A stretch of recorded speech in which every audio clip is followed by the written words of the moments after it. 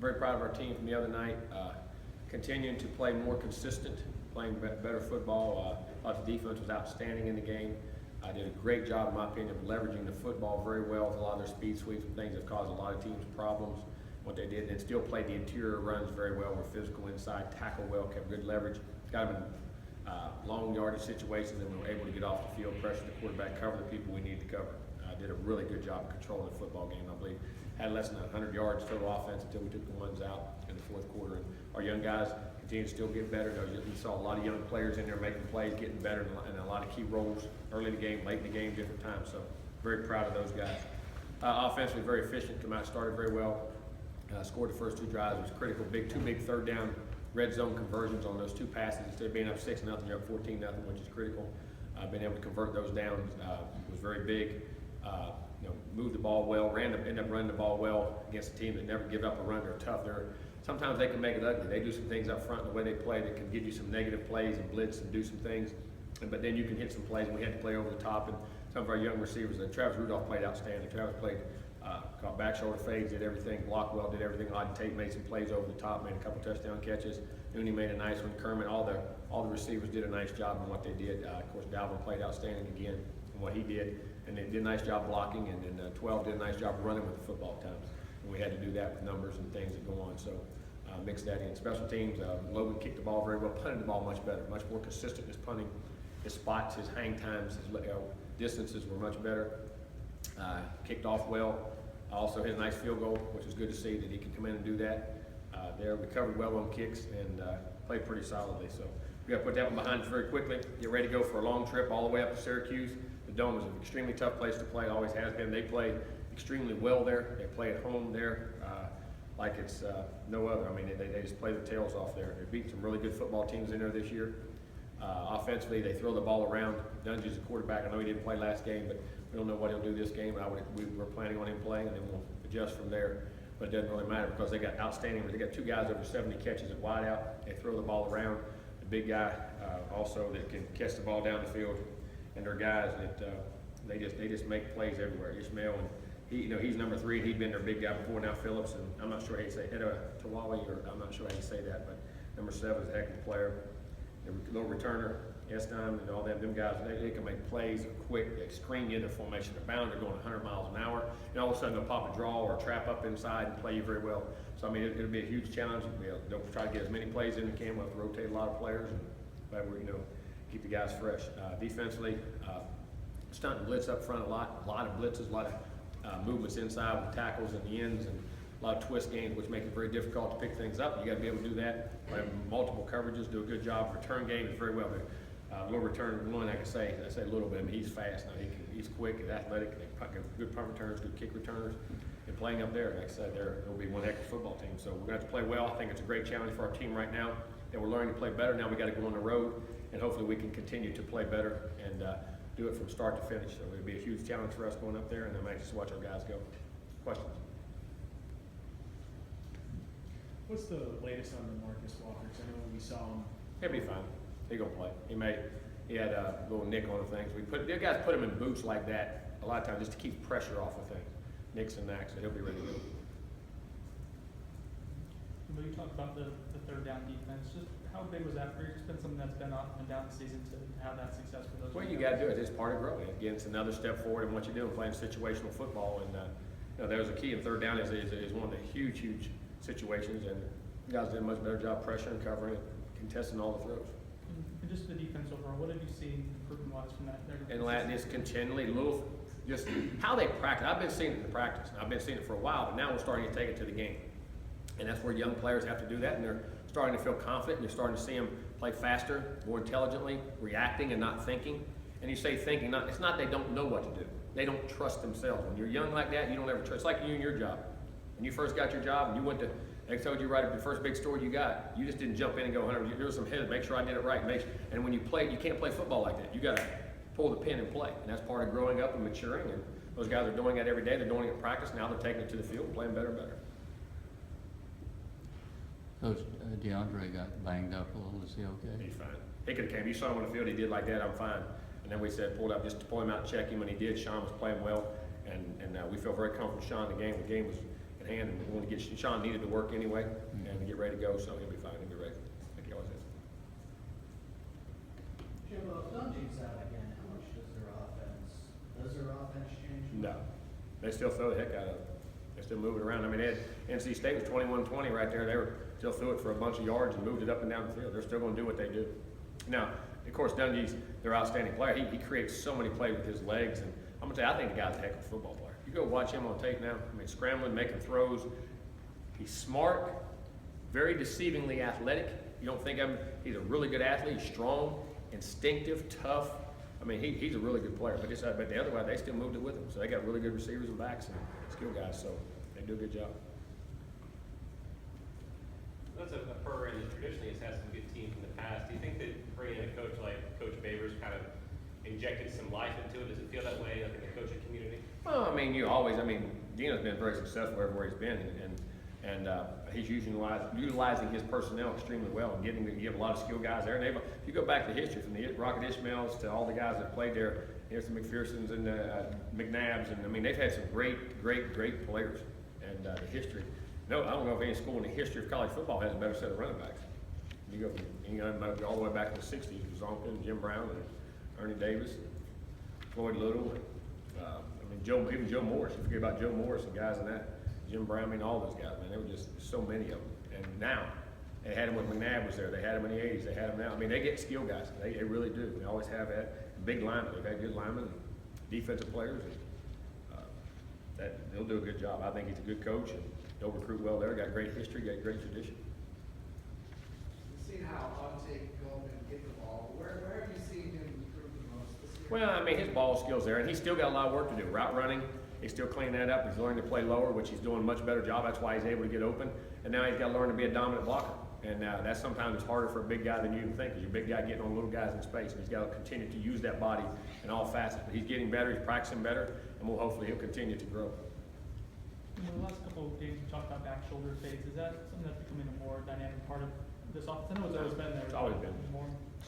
Just the opportunity's been. We do a ton of them with KB. Do a ton of them with Rashad. Do a ton of them. Go back to. I mean, we've always done it. Do you remember when that started to become a thing in football? Probably. Well, the throwing. You notice them probably more in the last 6 to 8 years, because of how much people are really throwing consistently. But the good teams were doing them. I mean, always. I mean, you always did them. But I think it's just become more relevant because so many people are spreading the field, and when everybody, all the zone, what happened? Everybody's playing zone. Well, then people know how to throw the ball, and they're throwing it like the West Coast. So the ball's getting out of your hands, and you're constantly tired of giving up 6-8 yard gains. So then you start playing man. When you play man, what you got to do? You got to pick it, rub it, bunch it, or run by it. And then if you can't run by it, and the guy's on top of you, throw it on the back shoulder. And it's, the last 6, 8, 10 years, it's become, it's become an art, that's for sure. And then I think when the bigger receivers, see, you always used to go back in your tradition, when the big receiver came in, is when that started happening too. When everybody started playing with the big bodies, because everybody wanted the little fast guys.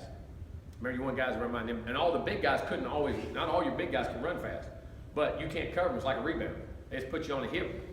What you're doing. If you're on the front hip, throw it back hip. If you're on the back hip, throw it on the front hip. You know what I mean? Size. And like KB did for us. It was so big. Seems like DeAndre throws that really well. Is that something all quarterbacks can throw well, or? They're growing up doing it more and more, and we do.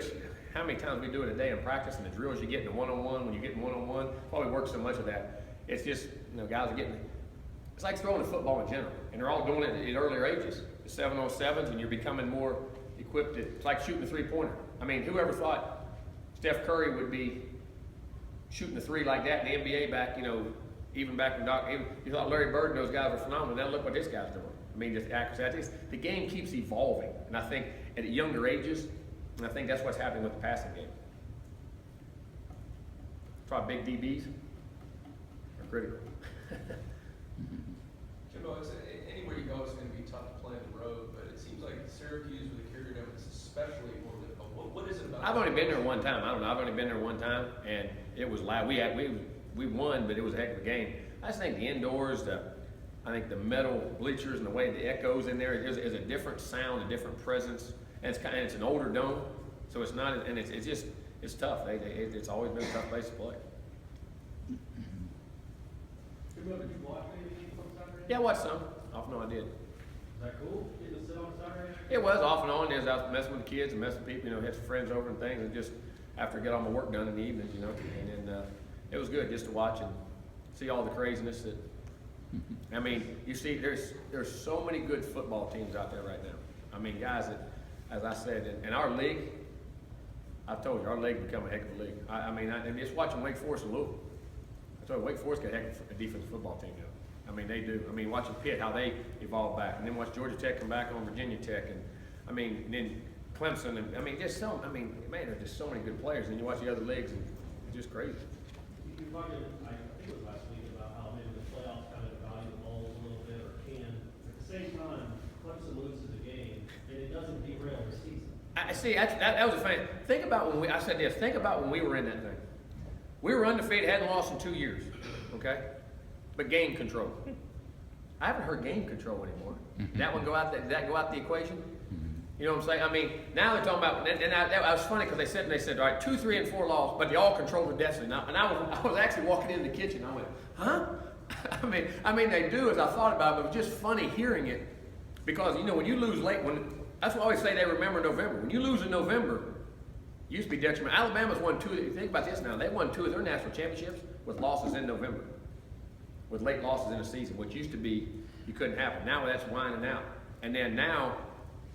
They're saying now you lose now, but you still control, which I think is right. I'm not saying I'm disagreeing, but it's funny how this thing is just flipped in so many different angles and the way it went from game control and winning didn't matter, just you didn't control the game. Well, whoever controls all the games. I mean, that happens every blue moon, certain great teams. I mean, you look at every team we got. We're sitting there 7-3, could be 9-1, or another game or two, we're down. But name me a team in the country that it isn't like that. I mean, Clemson's had 3 or 4 tough wins. Louisville's had Virginia and Duke and all that. I mean, everybody. I mean, other school, Michigan, Ohio State. I mean, you name me a team that doesn't do that, and then all of a sudden the losses. It's just funny hearing how the rhetoric is going crazy because people take things and twist them however they want to twist them. But I agree. I mean, because of the other losses and where everything is. But it's just so funny how this whole thing is. Man, it's changed. And I'm gonna tell you what. I'm not so sure it's in more chaos now than it was during the BCS. 2014 wasn't that long ago. I heard somebody today say, Penn State, if Ohio State wins out, but Penn State, of course, would put Penn State in. And if they won out, in the Big Ten championship, the Penn State would get in the game over Ohio State with 2 losses, even because they beat them, but they still had 2 losses, which could happen. I'm not saying that, but then you have 2 losses, do a head-to-head win. I mean, we're changing the criteria. I'm not saying it's going to happen. That was just one of the scenarios that they thought would happen. I was thinking, well, how could that happen? I know they beat them head-to-head, but they got 2 losses. So that other loss doesn't count as much as that, but I understand head-to-head. I understand if you got 1 loss head-to-head, but then it was how you look. Get the 4 best teams. We'll get the head. The problem is there's no criteria, and it changes. And it makes for great stories. Y'all can write a zillion of them. But it's just funny from game control to losses don't matter to this doesn't matter. Well, now a conference championship matters, but it doesn't matter. I mean, wow, fun, isn't it? It is. I mean, it is for the public because you got something to read, you got something to argue about all the time, and y'all get clicks on your websites. So y'all can keep rolling. You created what you wanted. Does it anger you looking back at that? No, it doesn't. No, it doesn't. Because it doesn't. That stuff doesn't ever anger because it's just funny how the world evolves and changes, and we have to. That's part of growing. You learn from things in the past. Well, that's how we learn and move on in the world. But it was just funny hearing it all. I was there and listening to it and go, wow, how that has changed. Your coach was saying all that. Is 4 teams that too small a field for the playoffs? Well, I'm gonna say this now. All right, to keep it, eventually it's going to 8 and 16. You can bank on it. It's going to happen, and you're going to have to if it keeps it going. But I'm gonna say this now. You better change more scholarship people. You better put more money in your programs. You go play like us. You end up with a Florida and have to play a conference championship game. Then go play 3 or 4 playoff games against that caliber competition and the physicality of the game and what goes on. You ain't got enough players to finish a year. You better get some 5-for-5s where you ain't got like a lot of these freshmen that can play in the second half of the year and getting them in, and you better up the scholarship totals. Because the bodies and these young kids don't get to sit around like a pro guy and get treatment 10 hours a day because they got class and other things and are limited to what they do and how they got to do things. This isn't that. I mean, you're opening another Pandora's box, which goes into what goes on. Now you're talking about 15, 16, 17 game schedules, which is the NFL. But it's going to head that way. It's almost got to, because how can you, I mean, right now, I always said this, in the BCS, very rarely did they ever get it wrong when you got to the final two. When you're talking about 4, it's been an argument every year, and this year is going to be unbelievably chaotic, how it searches out, in my opinion. I mean, and that's what I say. And punishment, I mean, all right, you say Louisville should get, which Louisville was outstanding, as good as anybody, but they didn't even win their division. Then Clemson's got to go play a conference championship game to win a conference, but if they lose that penalizes them for going. You know what I'm saying? It's like Alabama did a couple years ago. Remember, they didn't even win the ACC, but won the SEC and won the national championship. Didn't even win their division. Remember that when they had the rematch with LSU, and that happens. I'm not saying, but I mean, we got to get some things, because the ultimate thing is to get the 4 best teams, which I understand, which is great. But I mean, then are you punishing Louisville because they didn't win it? I mean, it's all crazy. I mean, it's.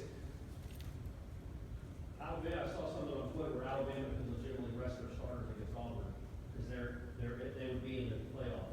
All they'd have to do is win the SEC championship game. See, now I remember this. When we won the national championship when I was at LSU, if you remember this, Oklahoma lost the Big 12 championship game. You remember that? Kansas State beat them with Darren Sproles.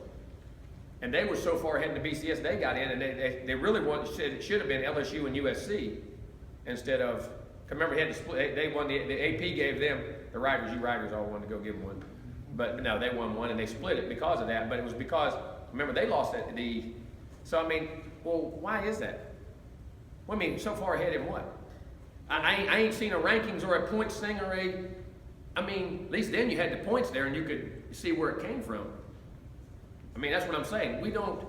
We're playing a championship without the same set of rules, same number of games, and what's the criteria? Think about that. And it's $1 billion business. It's America. Do you think a conference championship should be a prereq? Huh? Do you think a conference championship should be a prereq? I don't know if it's a prereq, because what if you got the 3 best teams in the same conference? I mean, just like on our side, you got Clemson, you got Louisville, you got Florida State. I mean, every year you're talking about maybe a team with 1 loss that gets left out, like a Louisville team that possibly could or may not. I don't know what to do. And really could be one of the best 4 teams in America. It wasn't when he went into BCS when Alabama won it. I mean, that's a big criteria to ask, because, and then one side of a conference is dominant, you know, like the SEC East is, SEC West is a lot more dominant than the SEC West right now. You know what I'm saying? In teams. So, I mean, you're being on that side, you get punished in schedules, and that's what I'm saying. Man, it's crazy right now, because you're still divided by conference, is what makes for a national championship even harder to contend through, in my opinion. Jimbo, do you think conferences should do 2 best teams overall for the conference title instead of split division? Yeah, but how do you play them all? You got 14 team conferences. How do you know who's really the 2 best teams? Best record, I think. But it should be by who you play in that schedule can affect your record. So I mean, by saying the 2 best teams, what does that mean? I mean, if the 2 best on one side, okay, you know, what if it's 3 best on one side? I mean, if they were on the other side, they could be the best. I mean, you know, there's no answer for it, really. I mean, it's crazy. Do you do what the FCS does then with their tournament system and just take? Well, what to first 16? That's what I'm saying. But now to go play 16 games here, they only play 10 or 11 regular season games. They ain't playing 12 in the conference championship, which is 13. And then you add 4 more games on, that's 17 games. Guys, the amount of physicality at this level, it's like pro football. Division I football is unbelievably physical. I'm gonna tell you this, it ain't pro football. Those are grown men. Why do you think there's only 50, 60 plays in the game? You don't see the 70, 80, 90 play game. Their bodies couldn't take it consistently to do a whole season of that. You couldn't take the collisions. I mean, it's like a car. You only got so many collisions in you. And you start adding games, it's good, but then you're talking about doing that now in college, playing 90 to 100 plays a game. And the amount of snaps and the wear and tear on the body and what goes on. I mean, see, we don't think of it. You think about championship, think about the kids and what you're taking off with it. And you expanding this. It's great. But you better expand scholarships, you better expand physical, the ability to rehab them, do them, have more time with them, spend more time with them. There's a whole other animal of things that if you're going to do it right, to do it. And the money it's going to take to invest in to make sure your program is good enough to be in that level. And scholarships. Jimbo, I know that you talked about changing criteria and stuff, but how much should margin of victory and stuff play into it? It shouldn't, because that's not good for football. To sit there and run the score up on somebody, and you don't know, and how did that day, just because you run it up, and maybe they had 7 injuries. So how can you weigh that? Well, if they got 6 guys out, 7 guys out, they got 4 guys out, you play them at full strength. Margin of victory is so up and down, it's the dumbest. If that's the case, you never play a game. You can predict the game every week. That's why fans say, well, that team beat them by 30, this team, and matchups by how teams play, also do, just like boxing. I mean, why would Frazier always give Ali that was the one style that bothered him. And he beat him once, right? But the other 2 were bloodbaths to the end. He knocks Foreman out in the 8th round and beats him to death. Styles make football games too. That's the things you guys don't, some of the writers don't realize. What your strength is compared to their weakness, and styles of teams that match up. Now, like teams that line up and play I formation and run the football at Alabama, those big D linemen, the way they're built, I don't care if you go get Jim Brown and Earl Campbell and pull them out. They still ain't neither one going to have 100 yards because of style. But teams that spread it, just different people, I'm saying. You know what I mean?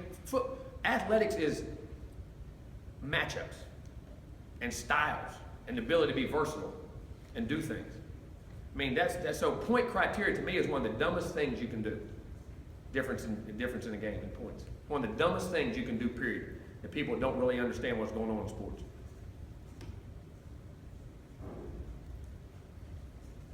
Jimbo, it seemed like the linebackers have been playing better the last couple of weeks. Is that just experience factor? Experience, getting playing, triggering. The front guys even doing a better job of taking on double teams. They're triggering, reading keys quicker, getting downhill. Just playing better and taking it from the practice field to the game field. Coach, on the linebackers in the back 7, you're going to be playing, first time in a few weeks, a team that's going to hurry up a little bit, spread you out a little in the last couple of 2. You're kind of anxious to see how they're going to... I am, in the space they play in, how they get leverage, how they recognize, and that's the key. And that's like it is. They're going to go fast. They'll crank it up and go fast. You're going to have to get recognition, get in place, make your calls, and be able to go. It will be. It's a challenge. Again, it goes back to huge eye violations. I mean, and I say this, it's like driving down the road at 30 miles an hour and they go 100 miles an hour. You know what I mean? And that's about the best way I can make for the normal person to understand when those guys go fast. But you got to recognize things, and you can do it. It's like a NASCAR driver, though. They said 200 miles an hour, and doesn't even, they see everything. But once you get used to it, you got to get used to it, and you got to get practice with it, and hopefully we've got that by now. Getting to watch other teams play, you're not the only one that has those questionable targeting calls. Oh, There's a couple. I mean, it is. That's the other thing, and I mean, you got to invest in things. I think investing in development, and I think those guys are wonderful, and I think invest in their futures too by paying them, taking care of them, paying them salaries, training them, and making them full-time employees. I think it's great. You got $1 billion business. Why not invest in something like that? It's something that critical. You know what I'm saying? Invest in your money. I'm not saying they do a bad job. I mean, but even it's like us as a coach. The more I'm around people, the more I learn. The more I see things, the more I learn. If I could keep that as my main recognition, we got some guys. Our game I thought was called extremely well here. Had 1 or 2 little things, what you have in every game, but I thought he does a great job. I think he does a great job. And but you see him in every conference. It's not just. But you got to understand something. My whole point on that whole thing was they're changing lives and careers and jobs. And nothing's. Kid gets criticized, career gets blasted. Coaches do. That's my whole point. We're all in this thing together. It's all one product. Goes back to you wanting a commissioner as well. I mean, this thing's getting, to get rules of championship, that's so far away in my opinion. I mean, because of the power of the conferences, you know what I'm saying? Which I understand. But I'm just saying, in a perfect world, in a perfect world, we're far from that all. Jimbo, Tyler had a 53-yard field goal. How far could he kick one?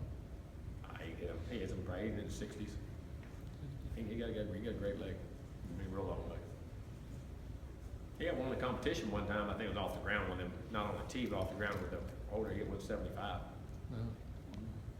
When he's high school. But on the game situation, that's a whole different deal. He kicks him a long ways. Jimbo, with Alvin getting close to 4,000 career yards, how much pride does this offensive line take in blocking for Alvin?